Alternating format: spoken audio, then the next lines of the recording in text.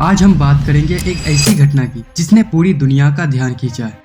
Social media to criticize President Zelensky. I quote, Trump kicked out Zelensky. 28 फरवरी 2025 को white house में American president Donald Trump और Ukraine के president Volodymyr Zelensky की मुलाकात एक ड्रामे में बदल गई। You're gambling with World War III.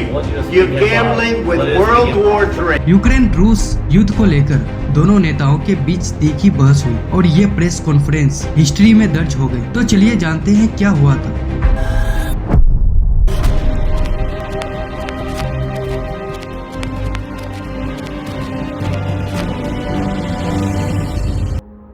ये कहानी शुरू होती है व्हाइट हाउस के ओवल ऑफिस से। ट्रम्प और जेलेंस्की एक अहम डील पर बात करने आए थे, यूक्रेन के मिनरल्स और रूस के साथ शांति समझौते की। लेकिन बातचीत शुरुआत होते ही माहौल गर्म हो गया। आपको बताते चलें कि ये शुरू होता है यूक्रेन रूस के युद्ध से। अब थोड़ा इतिहास समझते हैं। यूक्रेन और रूस का इतिहास सैकड़ों साल पुराना है। यूक्रेन कभी सोवियत संघ का हिस्सा था, जिसका नेतृत्व रूस करता था। 1991 में सोवियत संघ के विघटन के बाद यूक्रेन एक स्वतंत्र देश बना। यूक्रेन की भौगोलिक स्थिति इसे रूस और पश्चिमी देशों यूरोप अमेरिका के बीच एक रणनीतिक क्षेत्र बनाती है। रूस यूक्रेन को अपने प्रभाव क्षेत्र में रखना चाहता है, जबकि यूक्रेन को पश्चिमी देशों के साथ एकीकरण और सुझाव रखता है। 24 फरवरी 2022 वो दिन जब रूस ने यूक्रेन पर अपना सैन्य हमला शुरू किया। रूसी राष्ट्रपति व्लादिमीर पुतिन ने इसे स्पेशल मिलिट्री इंजीनियर का नाम दिया। उनका दावा था कि वे पूर्वी यूक्रेन के डोनबास क्षेत्रों में रूसी भाषी लोगों की रक्षा करना चाहते हैं, लेकिन यूक्रेन पश्चिमी देशों ने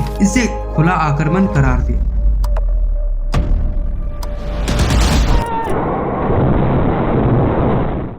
युद्ध की शुरुआत में रूसी सेना ने यूक्रेन के कई शहरों जैसे कीव, खार्किव और मारिउपोल पर हमले किए। मिसाइलें, बम और तोपखाने ने आम लोगों की जिंदगी को तबाह कर दिया। दूसरी तरफ यूक्रेन की सेना और राष्ट्रपति वोलोदिमीर जेलेंस्की ने हार नहीं मानी। उन्होंने देश की आजादी के लिए जमकर मुकाबला किया। इस युद्ध का असर सिर्फ सैनिकों तक सीमित नहीं रहा। लाखों यूक्रेनी नागरिकों को अपने घर को छोड़कर शरणार्थी बनना पड़ा। महिलाएं, बच्चे, बूढ़े और पड़ोसी देशों जैसे पोलैंड और रोमानिया की ओर भागे। ये मानवीय संकट दुनिया के सामने एक बड़ी चुनौती बन गया। दुनिया भर से इस युद्ध पर कई प्रतिक्रियाएं आई। पश्चिमी देशों, खासकर अमेरिका, उस समय अमेरिका के प्रेसिडेंट जो बाइडेन थे, और नेटो ने यूक्रेन को हथियार और आर्थिक मदद दी। वहीं रूस पर कड़े प्रतिबंध लगाए, लेकिन रूस ने अपने कदम पीछे नहीं हटाए। ये युद्ध एक क्षेत्रीय संघर्ष से बढ़कर वैश्विक तनाव का कारण बन गया। 2022 का ये युद्ध सिर्फ दो देशों की लड़ाई नहीं था। इसने ऊर्जा संकट, खाद्य आपूर्ति की कमी और ग्लोबल इकोनॉमी को प्रभावित किया। लेकिन इन सबके बीच एक सवाल आज भी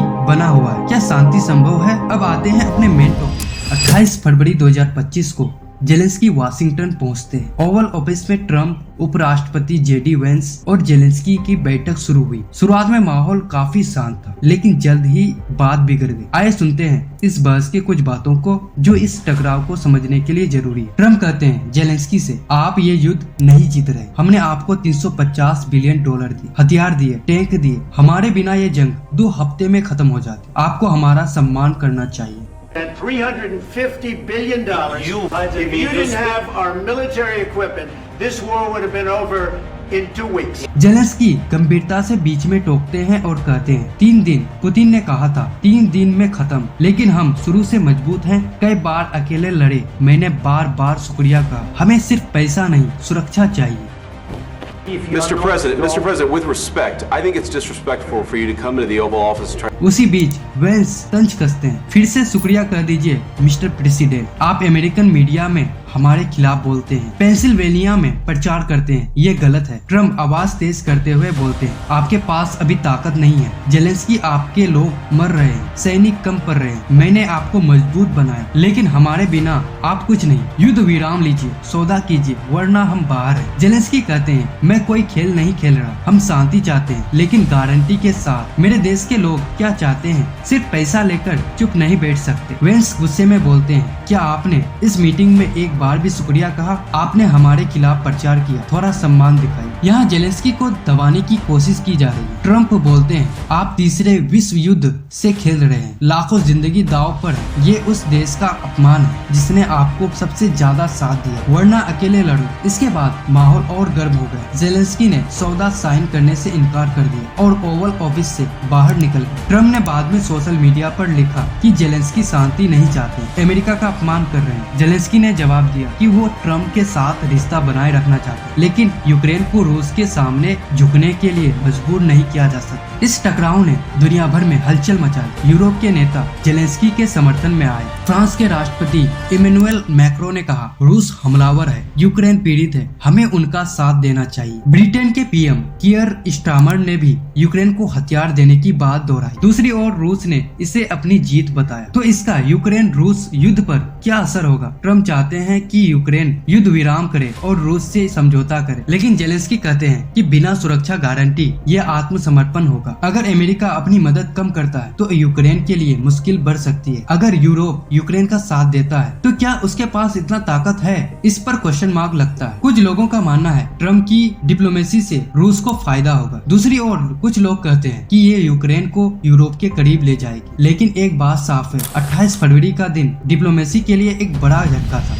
सबसे पहले ये शुरू होती है 2016 के अमेरिकन इलेक्शन से, जब डोनाल्ड ट्रम्प कैंपेनिंग कर रहे थे। एक बहुत बड़ा कंट्रोवर्सी खड़ा हुआ। रशिया ने एलिजेंटली इलेक्शन में इंटरफेयर किया था। FBI ने इसकी इन्वेस्टिगेशन शुरू की, जिसका नाम था क्रॉसफायर हरिकेन। ये इन्वेस्टिगेशन इसलिए शुरू की गई क्योंकि इंटेलिजेंट एजेंट को शक था कि ट्रम्प के कैंपेनिंग के कुछ लोग रशियन ऑफिशियल के टच में थे। लेकिन सवाल यह है, क्या ये इंटरफेयर ट्रम्प के कहने पे हुई या वो खुद इसमें इन्वॉल्व थे? 2016 में विकीलीक्स ने डेमोक्रेटिक पार्टी के ईमेल्स लीक किए और बाद में पता चला कि ये रशियन हैकर्स का काम था। इंटरेस्टिंगली ट्रम्प ने पब्लिकली कहा था, Russia if you are listening I hope you are able to find the 30,000 email that are missing. ये स्टेटमेंट बाद में बहुत कंट्रोवर्शियल बना। क्रिटिक्स ने कहा ये एक फॉरेन पावर से हेल्प मांगने की बात थी, लेकिन ट्रम्प के सपोर्टर्स का कहना था ये तो बस एक जोक है। अब चलिए थोड़ा हिस्ट्री में जाते हैं। ट्रम्प का रशिया से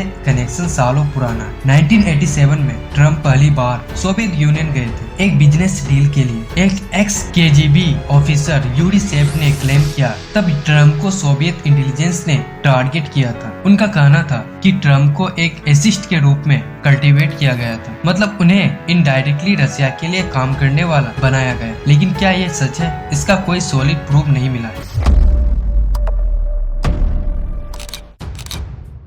ट्रम्प की कैंपेनिंग के कई लोगों के रशिया से लिंक्स सामने आए। मिसाल के तौर पे पाउल मोनाफोर्ट, जो ट्रम्प के कैंपेनिंग मैनेजर थे, पहले यूक्रेन में प्रो रशियन पॉलिटिशियन के साथ काम कर चुके थे। मिचेल फ्लाइन, जो बाद में ट्रम्प के नेशनल सिक्योरिटी एडवाइजर बने, उनके भी रशियन ऑफिशियल से कॉन्टेक्ट थे। और फिर डोनाल्ड ट्रम्प जूनियर का एक फेमस मीटिंग था ट्रम्प टावर में, जहां उन्हें एक रशियन लॉयर से मिलने की बात एडमिट की थी। तो क्या ये सब प्रूफ है कि ट्रम्प एक रशियन एजेंट थे? स्पेशल काउंसिल रॉबर्ट म्यूलर ने इसकी इन्वेस्टिगेशन की। उनकी रिपोर्ट में क्या निकला कि रशिया ने 2016 इलेक्शन में इंटरफेयर किया था और ट्रम्प कैंपेन ने इसका फायदा उठाया। लेकिन ये प्रूफ नहीं हुआ है कि ट्रम्प ने खुद रशिया के साथ कोई क्रिमिनल कॉन्स्पिरेसी की थी। मतलब डायरेक्ट एविडेंस नहीं मिला है कि ट्रम्प रशियन एजेंट थे। अब 2025 में जब डोनाल्ड ट्रम्प दोबारा प्रेसिडेंट बने, ये सवाल फिर उभर रहा है। एक नई बुक बॉब वुडवर्ड ने क्लेम किया है कि ट्रम्प ने अपने पहले टर्म के बाद व्लादिमीर पुतिन से 7 बार बात की थी। अगर ये सच है, क्या ये नॉर्मल डिप्लोमेसी थी या इसके पीछे कुछ और था? व्हाइट हाउस ने इन क्लेम्स को डिनाई किया है, लेकिन डिबेट्स अब भी जारी है।